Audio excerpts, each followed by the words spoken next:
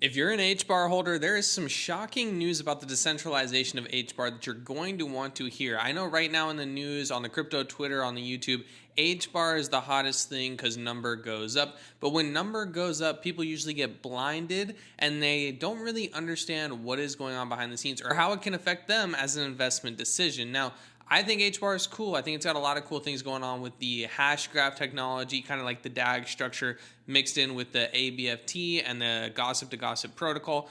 It is doing a lot of cool things. It's very cool that it has 30 plus giant companies on its council, but these things might not be giving you the most decentralization. I want to cover why that is, and at the end of the video, I want to talk about why this decentralization might not matter given what Hedera is trying to do. Now, I've never made a video on Hedera before. This is a first for me, but if you are new to the channel, in the description, we have the Crypto 100x Blueprint. It's my 7 steps to 100x my crypto portfolio this cycle. If that interests you, which it probably does, go ahead and check it out down in the description. We talk a lot about crypto here, and I love to dive deep into how to intelligently invest into the crypto ecosystem. But what about this decentralization? How does HBAR lack decentralization when compared to some of the top decentralized protocols in the crypto industry? Now, decentralization is a spectrum that you have some that are very, very, very decentralized and some that are nowhere near decentralized at all. They are fully centralized. Hedera does lean closer to the decentralized end of the spectrum, but when compared to protocols that are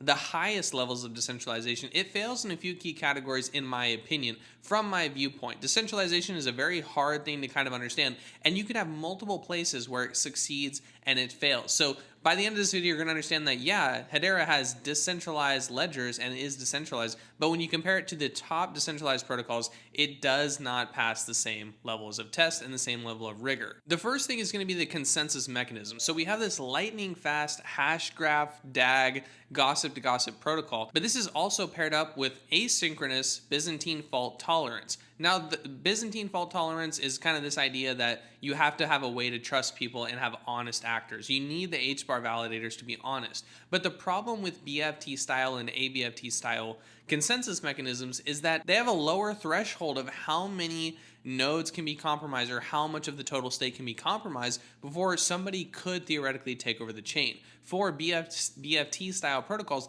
that is 1/3 of the stake or 1/3 of the nodes.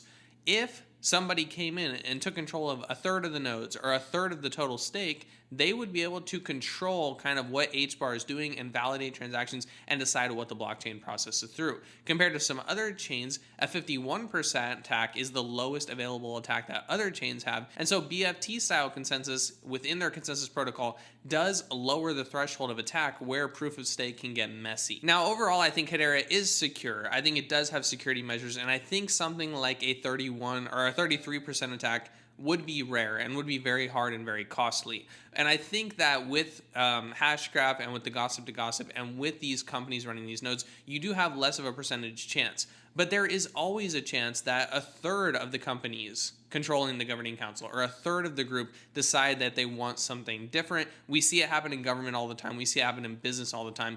It's not something that I would take lightly. Now, do I think that this 33% attack will happen on Hedera? Probably not. I think given the hash graph, given the total stake, given the consensus mechanisms, that is a very, very low probability. But it's never a good idea, in my opinion, to lower the standard of where the stake could be from a 51% attack down to like a 34% attack. That difference is always just a good thing to have. And I would rather a blockchain be at 51% attack for its lowest mechanism of attack than kind of 34% given the BFT model. The second big thing goes right into that BFT style node structure is that the nodes are permissioned. This is always a big deal to me, and in a truly decentralized ecosystem, you want to have an open node structure where anybody can run a validator node.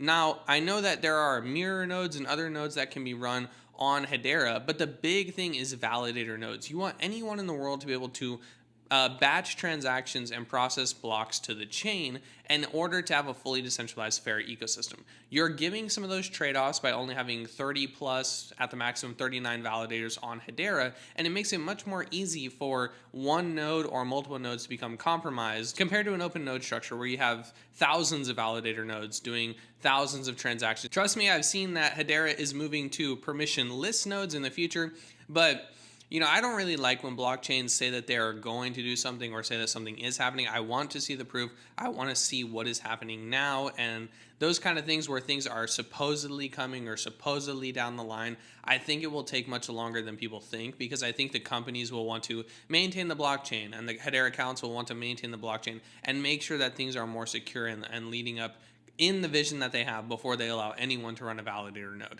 I think that they would be a little nervous about letting anyone do that because they might fail, or the compute power of random permissionless validators might not be the quality that they want. After nodes, we actually have token distribution. And the weird thing about Hedera, or the weird thing about HBAR that I don't really see anyone talking about, is almost none of the tokens were actively given out to the public, in my opinion. I see a lot of tokens out there or the token supply allocated to development, to operations, and to adoption or like partnership, all of these things. And so I'd never really see anything in the tokenomics about how we want retail people to have these tokens. We want retail people to invest in the chain. We want retail people to be active on the chain. And we're going to have a public distribution or a public supply.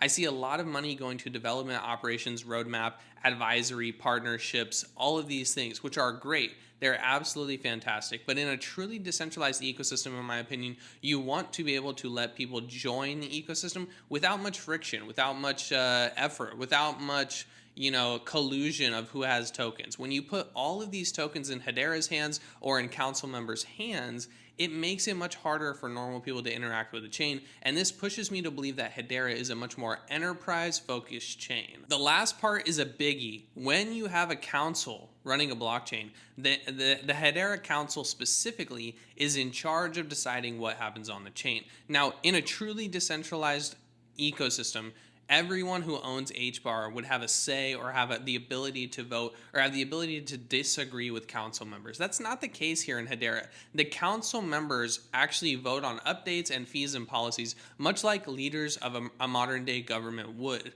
In America, we kind of put all of our chips into our leaders, and the same thing kind of happens in Europe and countries all across the world, or even in big corporations. We kind of elect these CEOs or these C-suites, and we kind of trust them to make the right decisions. That is what's going on with Hedera, and it definitely is not the most decentralized version of what a blockchain can be. At any point in time, this council could decide that we want to pivot this way, we want to pivot this way, and it could go counter to what the retail population of HBAR holders want. And while I don't necessarily see that happening immediately in the future, these things kind of happen over a longer period of times where companies change, or people owning the company, or people running the nodes, or people inside of this Hedera Council will change opinions and mindsets and change statuses, and they will start to they might decide to start altering their viewpoints on how they want to run the chain. Now, this also ties into another great point about companies versus retails that Warren Buffett and Benjamin Graham have always talked about. There is a giant difference in companies working to maximize company value versus investors working to maximize investor value. Companies are very, very good at burning money. And I think it's a little bit weird or a little bit counterintuitive to have all of these giant companies inside of the Hedera Council when that does not necessarily translate to the best investor value. If we had a governance system on Hedera where users could vote to approve what council members are saying, or to abstain, or to say, I don't trust the council members, I voted no confidence, then the Hedera ecosystem would be allowed to represent a much more efficient view of what investors think. You see these companies kind of prioritize what is best for the company, and they might waste money or they might spend money in different ways. That's not always the best for the investor. Now, I'm not an HBAR holder, but I want to try and be as respectful as I can to the HBAR community and to HBAR holders. And this video of decentralization is coming from a very good place. I'm trying to just open the eyes up of what decentralization means and how HBAR, in my opinion, does not have the maximum amount of decentralization that it could. Here is my final point on why that could not necessarily be a bad thing. The way that HBAR and the Hedera ecosystem is set up, they have a lot of SDK services. And so it seems like the founders of Hedera built a token service and an NFT service and a consensus service and all these services, instead of just kind of calling it part of the blockchain or how to develop on the blockchain, they called it these services. And so in my opinion, it kind of makes it seem like Hedera wants to be an enterprise-focused blockchain, and that does raise questions for retail holders. This also ties into the fact that you have 39-ish companies controlling the blockchain and ultimately deciding what's happening. And it makes it seem like the Hedera ecosystem is trying to build a lot of enterprise value, trying to bring B2B services to the blockchain, trying to get companies onboarded, trying to do all these things that might not be directly in line with a retail investor. And so if that is their goal, this whole idea of maximum decentralization or higher levels of decentralization might not be the optimal outcome for the Hedera ecosystem. And you could say something like permissionless nodes might not even be a requirement, because we are trying to prove to companies that companies are running this blockchain and that companies are doing good things with this blockchain to onboard more companies to use Hedera, to use the Hedera ecosystem, to use the Hedera SDK. And so from a retail perspective, Hedera's decentralization might not be what a retail investor wants. As an intelligent investor, I try and look at what kind of risks am I taking as a retail investor who has literally no inside knowledge and has no ability to change these blockchains. How do I put myself in the best situation? Companies that are looking at HBAR, looking at Hedera to use their platform, might view this from a different lens. And so decentralization might not be as big of a priority. Permissionless nodes might not be as big of a priority. Getting token distributed into the hands of the retail might not be as big of a priority. And so that is just something you need to know if you're investing into the HBAR ecosystem. HBAR is fast, it has fast finality, it does a lot of transactions, and it has some big company names running its blockchain.